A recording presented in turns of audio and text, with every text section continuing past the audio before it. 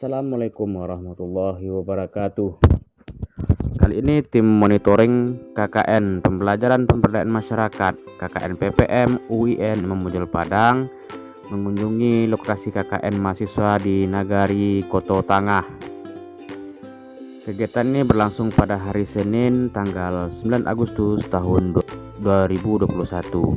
Monitoring bertujuan memonitor, memantau dan menggali informasi sejauh mana dan bagaimana pelaksanaan kegiatan mahasiswa sejak kegiatan KKN ini dimulai 20 hari yang lalu.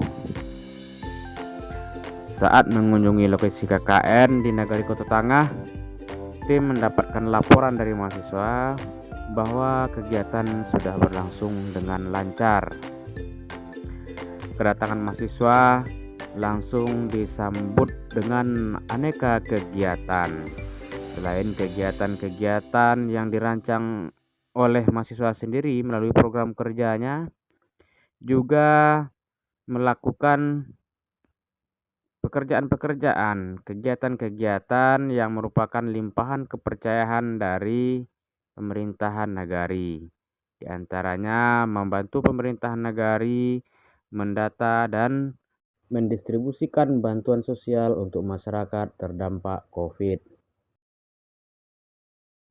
Selain kegiatan itu, Ketua BPKKN mengharapkan agar mahasiswa dapat menyusun program yang dapat bertahan lama, berkelanjutan. Menyahuti harapan tersebut, mahasiswa berencana membangun sekolah adat dan merintis perpustakaan literasi adat Minangkabau di Nagari tersebut.